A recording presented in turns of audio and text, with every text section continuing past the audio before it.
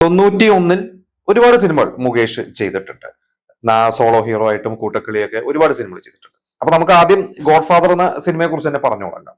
സിദ്ദിഖ് ലാലിന്റെ മൂന്നാമത്തെ cinema. 89 Ramji Rao speaking എന്ന cinema സംഭവിക്കുന്നു.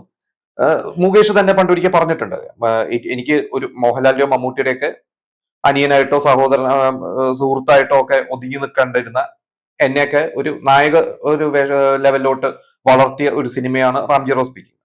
സിദ്ദിഖ് ലാൽ അത് കഴിഞ്ഞ് ഇൻഹരിയർ നഗർ ചെയ്തു. അതിലും 4 നായകന്മാരാണ്. അതിലും മുകേഷിന് റോള് കൊടുത്തു. അത് കണ്ട് ചെയ്ത സിനിമയാണ് ഗോഡ് ഫാദർ.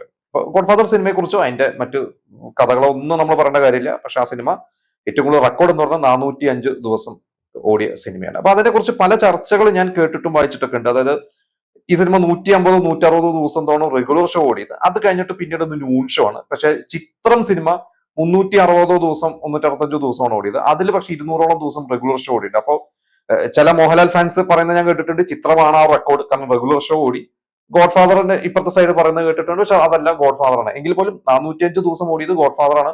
മുകേഷ് തന്നെ പണ്ടൊരിക്കലും ഇന്റർവ്യൂവിൽ പറഞ്ഞിട്ടുണ്ട്, ചില പുതിയ തലമുറയിലെ കുട്ടികൾ കാണുമ്പോൾ ചോദിക്കും ഏറ്റവും കൂടുതൽ കേരളത്തിൽ ഓടിയ മലയാള സിനിമ ഏതാണെന്ന് ചോദിക്കുമ്പോൾ പല പേരുകൾ അവർ പറയും. പക്ഷെ ഇവർക്കൊന്നും ഗോഡ് ഫാദർ ആണ് എന്ന് അറിയില്ല എന്ന്. പക്ഷെ അത് ഒരു റെക്കോർഡാണ്.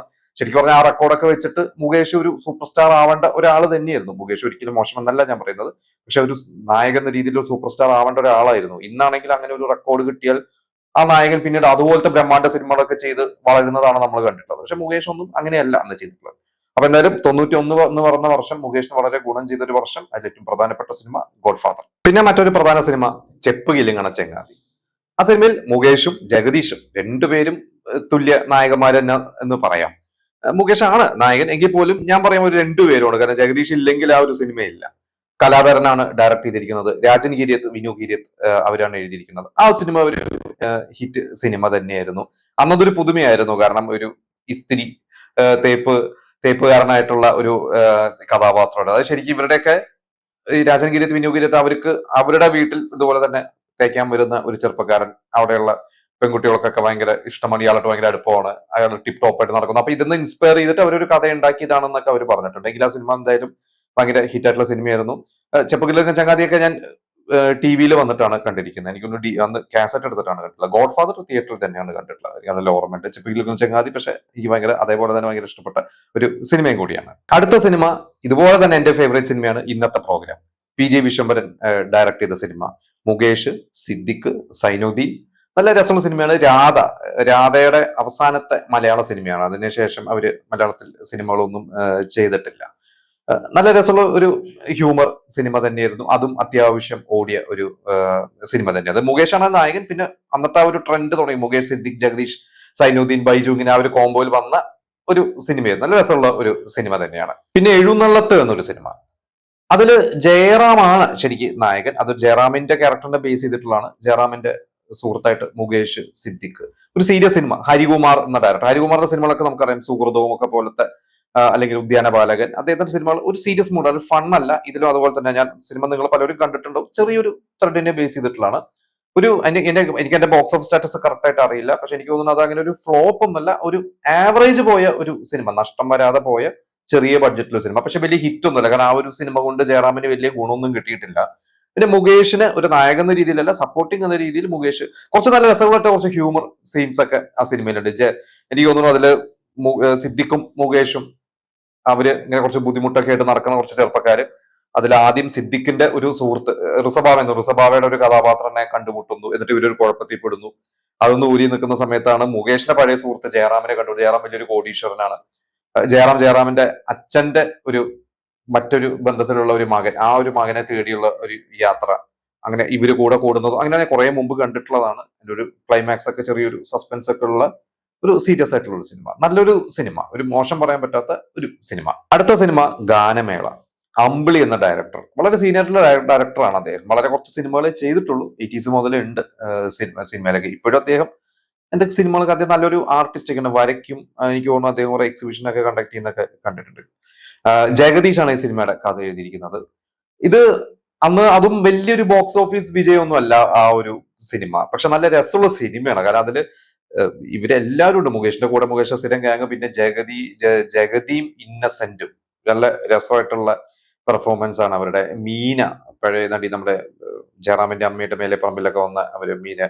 ഇതില് എനിക്കിപ്പോഴും ഓർമ്മയുള്ളത് സേതുരാമയ്യർ CBI ഇൻസ്പയർ ചെയ്തിട്ടുണ്ട്. മുകേഷ് ഇതിൽ സെക്കൻഡ് ഹാഫില് മുകേഷ് തന്നെ വേഷം മാറി CBI ഓഫീസറെ പോലെ മമ്മൂട്ടിയുടെ പോലെ വരുന്ന ആ സീൻസ് ഒക്കെ എനിക്ക് നല്ല ഓർമ്മയുണ്ട്. അതൊക്കെ ഗീതാ വിജയനാണ് അതില് നായികയായിട്ട് അഭിനയിച്ചിട്ടുള്ളത്. രസം. ഞാൻ പറഞ്ഞ അന്നത് വലിയ ഹിറ്റ് ഒന്നുമില്ല, പക്ഷെ ഇന്ന് നമുക്ക് കാണുമ്പോൾ പണ്ടത്തെ പല സിനിമകളും അന്ന് ഫ്ലോപ്പ് ആണെങ്കിലും നമുക്ക് ഇന്ന് കാണുമ്പോൾ ഭയങ്കര രസമായിട്ട് നമുക്ക് തോന്നാറുണ്ട്. ഇപ്പോഴും നമ്മളിങ്ങനെ പലപ്പോഴും യൂട്യൂബിലൊക്കെ അതിന്റെ സീൻസ് ഒക്കെ കാണാം. അങ്ങനെ കാണാൻ പറ്റിയ രസമുള്ള ഒരു സിനിമ തന്നെയാണ് ഗാനമേള. അടുത്ത സിനിമ ഇരിക്കൂ MD അകത്തുണ്ട്. വീണ്ടും മുകേഷ്, സിദ്ദിഖ്, സൈനുദ്ദീൻ ആ ഒരു കോമ്പോയിലുള്ള ഒരു സിനിമയാണ്.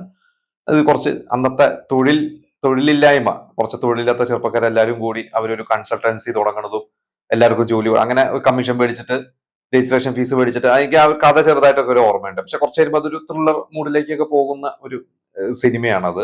PG വിശ്വംഭരൻ തന്നെയാണ് ഡയറക്ട് ചെയ്തത്. PG വിശ്വംഭരൻ ഒരു കാലത്ത് സൂപ്പർ ഹിറ്റ് സ്റ്റാർസിനെ വെച്ച് സിനിമകൾ ചെയ്തിട്ടുള്ള അദ്ദേഹം 80s കഴിഞ്ഞപ്പോൾ പിന്നെ കൂടുതൽ അദ്ദേഹം രണ്ടാം തര നടന്മാരെ വെച്ചിട്ട് കുറെ പേർക്ക് അങ്ങനെ ചെയ്യാൻ സാധിച്ചിട്ടുണ്ട്. PG വിശ്വംഭരനൊക്കെ അങ്ങനെ ഒതുങ്ങി പോവാതെ പോയ, നമുക്കറിയാം 80s കുറെ ഡയറക്ടേഴ്സ് ഉണ്ട് 80s തിളങ്ങി നിന്ന് പിന്നീട് അവരൊക്കെ ഒട്ടും സിനിമകൾ ചെയ്യാതെ സൈഡായി പോയവരുണ്ട്. പക്ഷെ PG വിശ്വംഭരനൊക്കെ കറക്റ്റ് ആയിട്ട് ആ ഒരു ട്രാക്ക് പിടിച്ച് 90s കഴിഞ്ഞപ്പോൾ സൂപ്പർ താരങ്ങളുടെ പുറകെ പോകാതെ രണ്ടാം നിരയിൽ നിൽക്കുന്ന ആളുകളുടെ പുറകെ അല്ല, അവരെ വെച്ച് സിനിമകൾ ഓർഗനൈസ് ചെയ്യാൻ ഒരു ശ്രമം നടത്തി. അതിന് എനിക്ക് തോന്നുന്നു അതിന് ഒരു വലിയൊരു കൈയടി കൊടുക്കേണ്ടത് കലു ഡെന്നിസ് ആണ്. കലു ഡെന്നിസ് എന്ന് പറയുന്ന എഴുത്തുകാരനാണ് ആ ഒരു ട്രാക്ക് പിടിച്ചത്.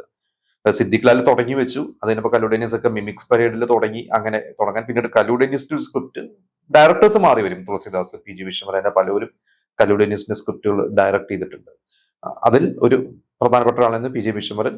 അദ്ദേഹം ചെയ്ത ഇപ്പൊ ഞാൻ നേരത്തെ പറഞ്ഞ ഇന്നത്തെ പ്രോഗ്രാം ഉണ്ട്, ഇപ്പൊ ഇരിക്കും വേണ്ടി വീണ്ടും PG വിശ്വംഭരൻ തന്നെ ഇതേ ടീമിനെ വെച്ച് തന്നെ ചെയ്തിട്ടുണ്ട്. പക്ഷേ ഈ സിനിമ അങ്ങനെ വലിയ വിജയമല്ല. ഒരു ക്രിസ്മസ് സീസണിലാണ് സിനിമ ഇറങ്ങുന്നത് 91. സിനിമ അന്ന് തിയേറ്ററിൽ പരാജയപ്പെട്ട ഒരു സിനിമ തന്നെയാണ്. ഞാൻ പരാജയം എന്ന് പറയുന്നത് ഞാൻ വീണ്ടും പറഞ്ഞു, ബോക്സ് ഓഫീസ് സ്റ്റാറ്റസ് എക്സാക്ട്ലി അറിയില്ല. കാരണം അന്നത്തെ ഒരു ബോക്സ് ഓഫീസ് സ്റ്റാറ്റസ് നമ്മൾ വിചാരിക്കുന്ന പോലെയല്ല. കാരണം പ്രൊഡ്യൂസറൊക്കെ വളരെ ചെറിയ ബഡ്ജറ്റിൽ സിനിമകൾ ചെയ്തിട്ട് അന്നൊരു 13 ലക്ഷം 16 ലക്ഷം ഈ റേഞ്ചിലാണ് ഒരു മുകേഷ്, ജഗദീഷ്, സിദ്ദിഖ് സിനിമകളൊക്കെ അന്ന് സംഭവിക്കുന്നത്. എന്നിട്ട് അവർക്ക് ആദ്യം തന്നെ ഡിസ്ട്രിബ്യൂട്ടേഴ്സ് വരും. ഡിസ്ട്രിബ്യൂട്ടേഴ്സ് ഈ സിനിമ ആദ്യം തന്നെ ഔട്ട്റൈറ്റർ ആയിട്ട് പർച്ചേസ് ചെയ്യും. ചിലപ്പോൾ 16 ലക്ഷം രൂപയ്ക്ക് പ്രൊഡ്യൂസർ ചെയ്യുന്ന ഒരു സിനിമ ഒരു 18 ലക്ഷം രൂപയ്ക്കോ 20 ലക്ഷം രൂപയ്ക്കോ ആദ്യം ഡിസ്ട്രിബ്യൂട്ടേഴ്സ് മേടിക്കും. അപ്പൊ പ്രൊഡ്യൂസർ ആദ്യം സേഫ് ആണ്. പിന്നെ ഈ ഡിസ്ട്രിബ്യൂട്ടർ ആയിരിക്കും അത് ഓൾ കേരള, അല്ലെങ്കിൽ അവരത് വേറെ ചെറിയ ഡിസ്ട്രിബ്യൂട്ടേഴ്സിന് അത് ഓരോ ഏരിയ ആയിട്ട് ഡിവൈഡ് ചെയ്ത് കൊടുക്കും.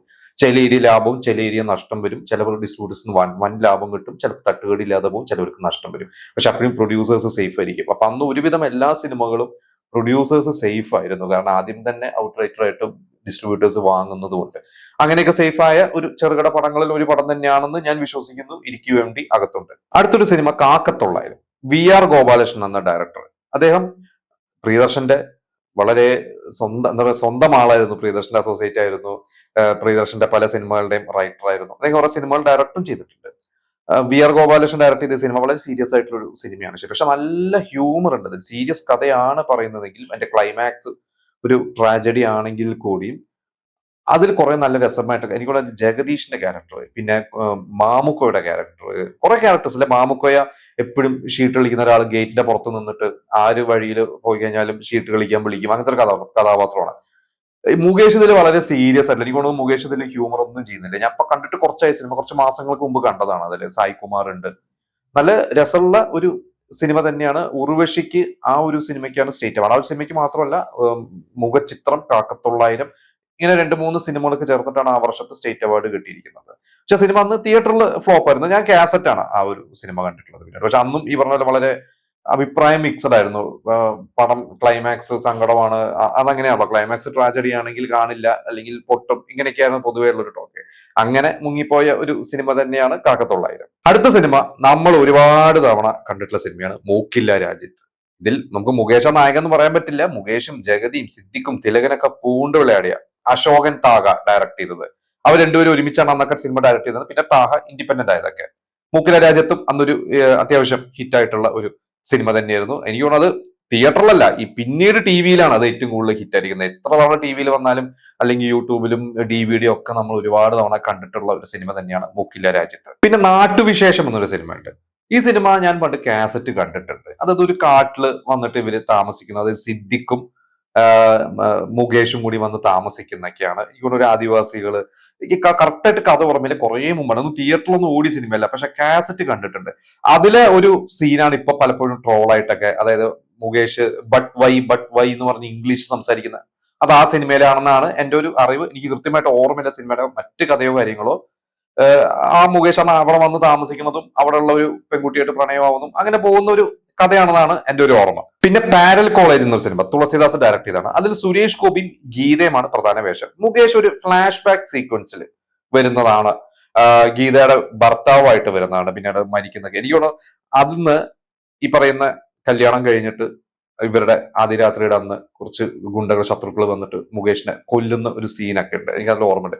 ഈ സീൻ പിന്നീട് പല സിനിമകളും നമ്മൾ കണ്ടിട്ടുണ്ട്, ഇതുപോലെ തന്നെ ഒരു കഥ. എനിക്കൊന്ന് ധ്രുവം സിനിമയിൽ ഏകദേശം ഇതുപോലെ അതിൽ വിക്രമിന്റെ ഒരു ക്യാരക്ടർ ഇങ്ങനെ ഒരു ശത്രു ഗുണ്ടയായിരുന്നു എന്ന് പറഞ്ഞിട്ടുള്ള ഒരു സീനുണ്ട്. കമ്മത്തില് നരേനെ കൊല്ലുന്ന ഒരു സീൻ, ഞാൻ പറഞ്ഞ അതിന്റെ ഒരു ക്യാരക്ടർ അല്ല പറയുന്നത്, ഇങ്ങനത്തെ ഒരു സീൻ. കല്യാണം കഴിഞ്ഞ ആദ്യ രാത്രി ഭർത്താവിനെ കുറെ പേര് അറ്റാക്ക് ചെയ്യുന്നതോ കൊല്ലുന്നതോ പിന്നീട് പല സിനിമകളും കണ്ടിട്ടുള്ള അതിന്റെ തുടക്കം ഞാൻ കണ്ടിട്ടുള്ളത് പാരൽ കോളേജ് എന്ന സിനിമയിലാണ്. ഈ സിനിമ അന്ന് വലിയ വിജയമൊന്നും അല്ല, തിയേറ്ററിൽ ഒരു ആവറേജ് ഒക്കെ പോയിട്ടുള്ള ഒരു സിനിമ തന്നെയായിരുന്നു. പിന്നെ ഒരു സിനിമ പോസ്റ്റ് ബോക്സ് നമ്പർ 27, നല്ല രസമുള്ള ഒരു കഥയാണ്. അതും തിയേറ്ററിൽ അങ്ങനെ വലിയ കാര്യമായിട്ടൊന്നും ചലനം സൃഷ്ടിക്കാതെ പോയതാണ്. ഞാനൊക്കെ അത് കാസറ്റ് കണ്ടിട്ടുള്ളത്. ആ സിനിമ യൂട്യൂബിലൊന്നും ഇല്ല എന്നാണ് എന്റെ അറിവ്. യൂട്യൂബിലൊന്നും ഞാൻ നോക്കിയിട്ട് കണ്ടിട്ടില്ല. ടി വിയിൽ വന്നിട്ട് എപ്പോഴേക്കോ കണ്ടിട്ടുണ്ട്. ചെറിയൊരു ത്രെഡാണ് അതിൽ, നിങ്ങൾ കണ്ടിട്ടുണ്ടോ? അതിൽ മുകേഷും സൈനുദ്ദീനും സിദ്ദിഖൊക്കെയാണ്. ഇതിൽ മുകേഷിനെ ജോലി ചെയ്യുന്നതോ പിരിച്ചുപിടിക്കുകയോ എന്തോ ചെയ്യുമ്പോൾ മുകേഷ് ഇവരെല്ലാവരും മദ്യപിച്ച് കഴിഞ്ഞ് ഒരു ആവേശത്തിന്റെ പുറത്ത് ഒരു ഭീഷണി കത്തോ തെറിക്കത്തോ ഇവരുടെ എം ഡിക്ക് അയക്കണതും, പക്ഷെ പിന്നീട് അവർക്ക് ബോധം വന്നു കഴിയുമ്പോൾ അത് വേണ്ടാന്ന് പറഞ്ഞിട്ട് ഇവർ പോയിട്ട് ആ കത്ത് തേടുന്നതും, പക്ഷെ ആ സമയത്ത് എം ഡിയും കൊല്ലപ്പെടുന്നു. ഇവരുടെ കത്ത് അവിടെ എത്തുന്നതിന് മുമ്പ് ഇവർക്ക് അത് പിടിക്കണം. അങ്ങനെ പോകുന്ന ഒരു ത്രില്ലറും ഫണ്ണും ഒക്കെ ചേർന്നിട്ടുള്ള ഒരു സിനിമയാണ്. നല്ല രസമുള്ള സിനിമ, നിങ്ങൾ പലവരും കണ്ടിട്ടുണ്ടോ? എനിക്ക് എന്റെ ക്ലൈമാക്സ് ഒക്കെ ഞാൻ മറന്നുപോയി എന്താണെന്നുള്ളത്. എന്തൊരു മർഡർ മിസ്റ്ററി ഇവരത് പ്രൂവ് ചെയ്യുന്നൊക്കെയാണ് അത്. പിന്നെ ഷാജി കൈലാസിന്റെ സിനിമയാണ് സൗഹൃദം. അത് അന്ന് ആവറേജ് പോയ ഒരു സിനിമയാണ്, വലിയ വിജയമൊന്നുമല്ല. കാരണം ഷാജി കൈലാസിന്റെ തലസ്ഥാനം വരെ ഒരു സിനിമയും അങ്ങനെ ഭയങ്കര സൂപ്പർ ഹിറ്റ് അല്ല. ഫസ്റ്റ് പടം ന്യൂസ് ഒരു ആവറേജ് അല്ലെങ്കിൽ ഒരു എബോ ആവറേജ് ഹിറ്റ് ആയിട്ടുണ്ട്. അവിടെ മുതൽ അങ്ങോട്ട് ഡോക്ടർ പശുപതിയും സൗഹൃദവും ഒന്നും അങ്ങനെ വലിയ വിജയങ്ങളല്ല. നീലക്കുറുക്കൻ, അതുകൊണ്ട് അദ്ദേഹം ഷാജി കൈലാസ് പിന്നെ ഒരു ട്രാക്ക് മാറി തലസ്ഥാനം മുതലാണ് വേറൊരു ലീഗിലോട്ട് പോയത്. ഏതായാലും സൗഹൃദം നല്ല സിനിമയാണ്. കാരണം സായികുമാറും മുകേഷും രണ്ടുപേരും തുല്യ പ്രാധാന്യം, റാംജിറാവ് ടീം ഒന്നിക്കുന്ന സിനിമ. ഉർവശി പാർവതിയും ഇവരുടെ ഭാര്യമാരായിട്ടൊന്ന് അവരുടെ ഒരു ഒരു മേളും അടിയിലും ഒരു വീടിന്റെ ഫസ്റ്റ് ഫ്ലോറും ഗ്രൗണ്ട് ഫ്ലോറും താമസിക്കുന്ന ഒരു ഫാമിലി, ഇവർ തമ്മിൽ ഉണ്ടാവുന്ന തെറ്റിദ്ധാരണയും അഭിപ്രായം, അങ്ങനെയുള്ള ചില സംശയവും അതൊക്കെയാണ് ഒരു സിനിമ. നല്ല സിനിമയാണ്, നല്ല രസമുള്ള ഒരു സിനിമയാണ്. കല്ലു ഡെന്നീസ് ആണ് അത് എഴുതിയിരിക്കുന്നത്. ഈ സിനിമയെ കുറിച്ച് പെട്ടെന്ന് ഒരു ഓർമ്മ എനിക്ക് തോന്നുന്നത്, ഞാൻ വായിച്ചിട്ടുള്ളത് ഈ സിനിമയും ഗന്ധർവനും ഞാൻ ഗന്ധർവനും ഒരു ദിവസമാണ് ഇറങ്ങിയത് 1991 ജനുവരിയിൽ. അന്ന് കല്ലു ഡെന്നീസ് ഷാജി കൈലാസും ഈ സിനിമ കാണാൻ വേണ്ടി തിരുവനന്തപുരത്ത് തിയേറ്ററിൽ പോകുമ്പോൾ ആ തിയേറ്ററിൽ തന്നെ കോംപ്ലക്സിൽ മറ്റൊരു സ്ക്രീനിലാണ് ഞാൻ ഗന്ധർവന്റെ റിലീസ്, പത്മരാജന്റെ സിനിമ. പത്മരാജൻ പറഞ്ഞു എന്റെ ഗന്ധർവനുമായി ഫൈറ്റ് ചെയ്യാൻ വേണ്ടി നിങ്ങൾ സിനിമയായിട്ട് വന്നിരിക്കുകയാണല്ലോ എന്നൊക്കെ തമാശ രൂപേണ പറഞ്ഞതൊക്കെ കല്ലു ഡെന്നീസ് പിന്നീട് എഴുതിയിട്ടുണ്ട് പലയിടത്തും. എന്തായാലും ആ സൗഹൃദം മോശമല്ലാത്തൊരു സിനിമ. സുകുമാരനുണ്ട്, സുകുമാരനും സരിതയും ഒരു ഗസ്റ്റ് റോൾ ആണ് അതിൽ. പക്ഷെ സുകുമാരൻ നല്ല ശക്തമായിട്ടുള്ള ഒരു കുറച്ചേ ഉള്ളൂ, ഇതിന്റെ നല്ല രസമായിരുന്നു സുകുമാരൻ ആ ഒരു സിനിമയിൽ. കല്ലു ഡെന്നീസ് തന്നെ അദ്ദേഹം എഴുതിയ സിനിമകളിൽ സുകുമാരൻ ചെയ്ത നല്ല കുറച്ച് കഥാപാത്രങ്ങൾ ഒരു കഥാപാത്രമായിട്ട് സൗഹൃദം തിരഞ്ഞെടുത്തിട്ടുണ്ട്. ഇനി സൗഹൃദത്തിന്റെ ലൊക്കേഷനിൽ വെച്ചിട്ടാണ് സുകുമാരൻ ഒരിക്കൽ ഷാജി കൈലാസിന്റെ അടുത്തൊക്കെ അന്ന് പറഞ്ഞത്, എന്റെ 2 മക്കൾ വളർന്നു വരുന്നുണ്ട്, അവരും നാളെ സിനിമയിൽ ഒരു സ്ഥാനം നേടുന്നൊക്കെ അന്നും സുകുമാരൻ പറഞ്ഞിട്ടുണ്ട് എന്നൊക്കെ ഷാജി കൈലാസ് പിന്നീട് പലപ്പോഴും പറഞ്ഞിട്ടുണ്ട്. പിന്നെ ഒരു 2 സിനിമകളും കൂടിയുണ്ട്. അതിലൊന്ന് ഭൂമിക, പിന്നെ ഒന്ന് രാഗം അനുരാഗം. ഇതിൽ രാഗം അനുരാഗം സിനിമ എനിക്ക് ഓർമ്മയില്ല സിനിമ. നിങ്ങൾ ആരെങ്കിലും കണ്ടിട്ടുണ്ടെങ്കിൽ ആ സിനിമയെ കുറിച്ച് ഒന്ന് പറയണം. എനിക്ക് ആ സിനിമയെ കുറിച്ച് ഒരു വലിയ പിടിയില്ല. ഭൂമിക ഐ വി ശശിയുടെ സിനിമയാണ്. MG സോമൻ പ്രൊഡ്യൂസ് ചെയ്തൊരു സിനിമ. അതിൽ കുറെ വലിയ സ്റ്റാർ കാസ്റ്റ് ഉണ്ട്, സുരേഷ് ഗോപി, സായികുമാർ, ജയറാം ഒക്കെ ഉണ്ട്. അതിൽ മുകേഷും ഉണ്ട്. അത് ഞാൻ കുറെ മുമ്പ് കണ്ടിട്ടുള്ളതാണ്. എനിക്ക് അതുകൊണ്ട് അതിന്റെ അത് ഫ്ലോപ്പ് ആയിട്ടുള്ള ഒരു സിനിമയാണ്. ഇത്ര സ്റ്റാർ കാസ്റ്റ് ഉണ്ടായിട്ടും അതന്ന് അത്യാവശ്യം ബഡ്ജറ്റ് ഒക്കെ ഉണ്ടായിരുന്നു, പടം ഫ്ലോപ്പ് ആയിരുന്നു. അങ്ങനെ മുകേഷിന് വലിയ റോളൊന്നും അല്ല അതിൽ, മെയിൻ റോൾ അതിൽ വലിയൊരു മൾട്ടി സ്റ്റാർ ആയതുകൊണ്ട് അങ്ങനെയുള്ള ഒരു കൂട്ടക്കളിയിൽ വന്ന സിനിമയാണ്. എന്തായാലും ഇത്രയും സിനിമകളിൽ ഗോഡ് ഫാദർ തന്നെയാണ് മുകേഷിന് ഗുണം ചെയ്തിട്ടുള്ളത്. വേറെയും കുറെ സിനിമകളുണ്ട്. ഇതിൽ ഭൂരിഭാഗം സിനിമകളും അന്ന് പ്രൊഡ്യൂസേഴ്സിനെ സേഫ് ആക്കിയ സിനിമകൾ തന്നെയാണ്. വളരെ കുറച്ച് സിനിമകൾ മാത്രമേ എനിക്ക് തോന്നുള്ളൂ നഷ്ടമായിട്ടുള്ളൂ മുകേഷ് സോളോ ചെയ്തതില്ല. പിന്നെ ബാക്കിയൊക്കെ കൂട്ടക്കളികളൊക്കെയാണ്. എന്നാലും 91-ൽ ഒരുപാട് സിനിമകൾ, നേരത്തെ ഞാൻ പറഞ്ഞല്ലോ 99-ലെ റാംജിറാവോട് കൂടി തുടങ്ങിയ ഒരു യാത്രയാണ്. 1990-ലും കുറെ സിനിമകൾ ചെയ്യാൻ പറ്റി, 91-ലും മുകേഷിന് കുറെ സിനിമകൾ ചെയ്യാൻ പറ്റി. ഇപ്പൊ ഇതില് നിങ്ങൾ എല്ലാ സിനിമയും നിങ്ങൾ ചിലപ്പോൾ കണ്ടിട്ടുണ്ടാവും. ഞാൻ പറഞ്ഞതല്ല, ഞാൻ ഈ പറഞ്ഞ ചില സിനിമകളെ കുറിച്ചുള്ള കൂടുതൽ അറിവുകൾ നിങ്ങൾക്ക് ഉണ്ടാവും. നിങ്ങളുടെ അഭിപ്രായങ്ങൾ നിങ്ങൾ നമുക്ക് കമന്റ് ചെയ്യുക.